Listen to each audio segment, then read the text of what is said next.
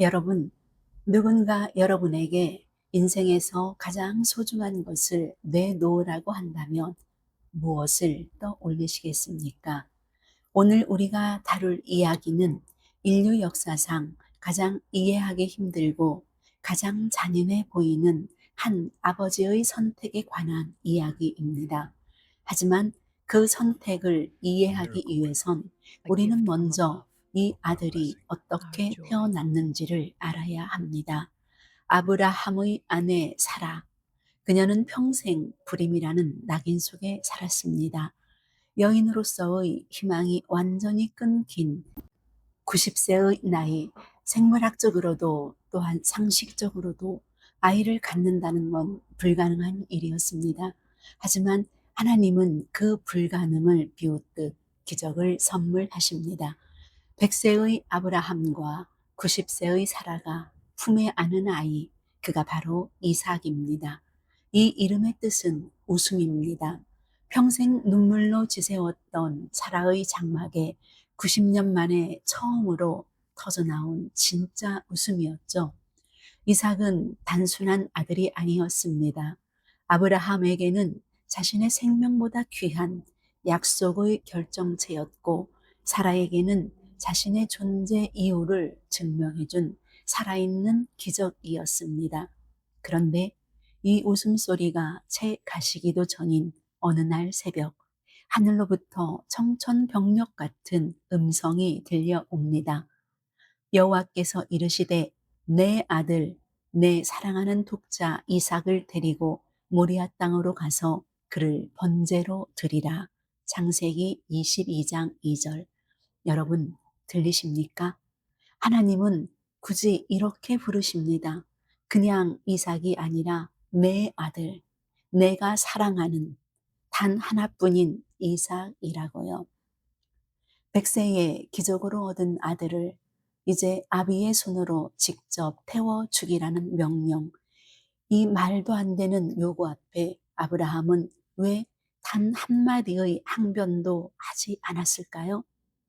소돔성의 멸망 앞에서는 하나님 앞에 Look, 몇 my child, 번이고 that bright star will 구했던 guide us. So 아브라함이었는데요. beautiful. Can we 그리고 follow? Will. 이 잔인한 시험 뒤에는 도대체 어떤 거대한 설계가 숨겨져 있을까요? 아브라함은 아무것도 모른 채 평온하게 잠든 아내 사라의 얼굴을 뒤로 하고 집을 나섰습니다. 차마 아들을 바치러 간다는 말을 할 수 없었던 남편의 무거운 발걸음. 그런데 여러분, 여기서부터 성경은 아주 기묘한 기록을 남깁니다. 집을 나선 그들이 모리아산에 도착하기까지 무려 3일의 시간이 걸렸다는 사실입니다. 사라가 잠든 새벽에 시작된 이 여정은 아브라함에게는 지옥 같은 침묵의 시간이었습니다. 3일의 고통. 아브라함의 마음속에서 이삭은 이미 죽은 것이나 다름없었습니다. 하나님은 왜 즉시 제사를 받지 않으시고 굳이 사흘 길을 걷게 하셨을까요? 3일 동안 아브라함은 곁에서 걷는 이삭을 보며 무슨 생각을 했을까요? 그는 자신의 고통을 신에게 되물었을 것이고 그 고통의 끝에서 비로소 깨달았을 것입니다. 이 아들은 나의 아들이기 전에 하나님의 약속이다. 그러므로 하나님이 반드시 다시 살리실 것이다. 히브리서 11장 19절. 놀랍게도 아브라함이 사라 몰래 집을 나와 이삭을 죽음으로 밀어넣었던 그 고통의 3일은 수천 년 뒤 인류를 위해 자기 아들을 내어주신 하나님의 구원의 3일과 완벽하게 겹쳐집니다. 이삭이 아브라함의 마음속에서 죽어있던 그 3일은 예수님이 무덤 속에서 죽음을 이기고 부활하기까지의 사흘을 미리 보여주는 예고편이었습니다. 아브라함이 사라에게도 말 못하고 도착했던 그 모리아 산은 훗날 예수님이 십자가를 지고 오르신 바로 그 골고다 언덕이었습니다. 아브라함이 삼켰던 그 눈물은 사실 인류를 구원하기 위해 독생자 예수를 십자가에 내어주며 침묵하셨던 하나님 아버지의 눈물이었습니다. 아브라함은 그 3일의 길 끝에서 하나님이 친히 준비하신 어린 양, 즉 예수 그리스도를 미리 만난 것입니다. 부엘세바에서 모리아까지 약 80km. 왜 하나님은 즉시 제사를 받지 않으시고 3일 길을 걷게 하셨을까요? 72시간은 인간의 뇌가 공포와 현실을 완벽히 인지하여 믿음이 광기로 변하기 충분한 시간입니다. 당시 아브라함의 나이는 약 115세. 이 고령의 노인이 하루 25km 이상을 걷는 것은 생물학적 한계에 가깝습니다. 육체의 고통이 정신적 고통을 집어삼키는 극한 상황. 아브라함은 한 발자국마다 자신을 죽이며 걸었습니다. 모리아 산 기슭에 도착했을 때 아브라함은 동행한 2명의 종에게 명령합니다. 너희는 여기서 기다리라. 내가 아이와 함께 가서 예배하고 우리가 너희에게로 돌아오리라. 창세기 22장 5절.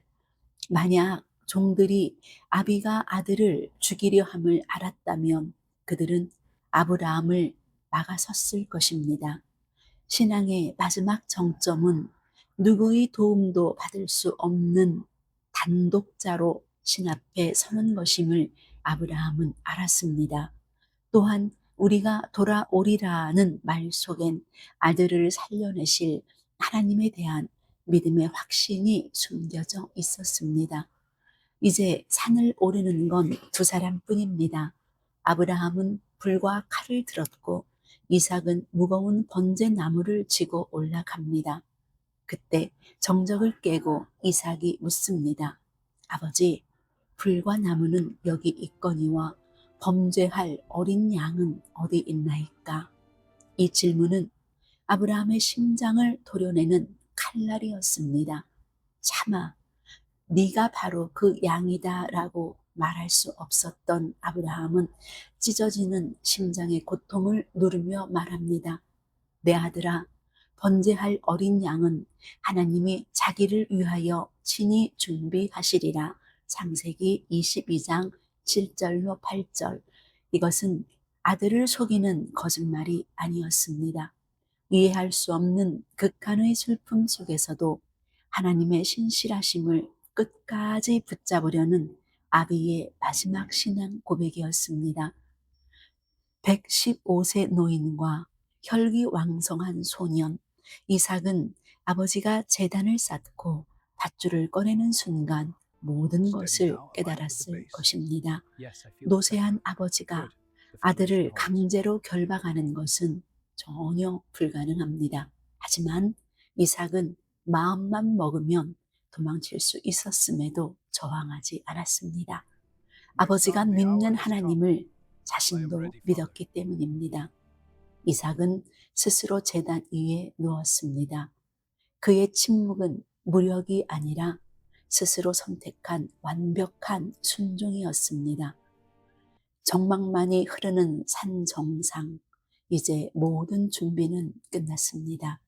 아브라함은 떨리는 손으로 제단 위에 누운 아들의 눈을 바라봅니다. 저항할 힘이 충분함에도 불구하고 아버지가 믿는 하나님을 신뢰하며 스스로 눈을 감은 청년 이삭. 아브라함이 서서히 칼을 뽑아 듭니다. 100세가 넘는 노구의 팔에 핏줄이 곤두서고 모든 근육은 터질 듯 경직됩니다. 공중에 높이 들린 차가운 칼날 위로 모리아 산의 날카로운 태양빛이 반사됩니다. 그의 팔은 공포로 떨리고 있었지만 하나님의 명령을 완수하려는 의지는 돌처럼 굳건했습니다. 칼날이 정점에서 멈춘 그 1초, 아브라함에게는 아마 영원과도 같은 시간이었을 것입니다. 자신의 손으로 약속의 씨앗을 끊어야 하는 이 처절한 모순 앞에서 이 혼신의 힘을 다해 팔을 내리꽂으려던 그 찰나, 하늘을 찢는 듯한 급박한 음성이 아브라함의 고막을 때립니다. 아브라함아, 아브라함아. 그 아이에게 내 손을 대지 마라. 하나님의 음성이 산을 울리는 순간 아브라함의 손에서 칼이 힘없이 떨어집니다. 방금까지 폭발할 듯 경직되었던 그의 온몸은 이제 걷잡을 수 없는 떨림으로 가득합니다. 아브라함은 서둘러 이삭의 결박을 풉니다. 거친 숨을 몰아쉬며 아들을 품에 안은 늙은 아버지의 뜨거운 눈물이 청년 이삭의 어깨 위로 쏟아집니다. 살았다. 내 아들이 살았다. 이삭 역시 말없이 아버지의 마른 등을 감싸 안습니다. 죽음의 문턱까지 함께 갔던 부자만이 나눌 수 있는 생명의 포옹이었습니다. 그때 아브라함의 귓가에 수풀 속에서 바스락거리는 소리가 들립니다. 고개를 들어보니 그곳에 한 마리의 숫양이 있습니다. 뿔이 수풀에 걸려 꼼짝도 못하는 양. 그때 아브라함은 깨달았습니다. 자신의 아들을 바치기 위해 길을 떠나기도 전부터 하나님은 이미 이곳 모리아 정상에 대신 죽을 생명을 준비해 두셨음을 말이죠.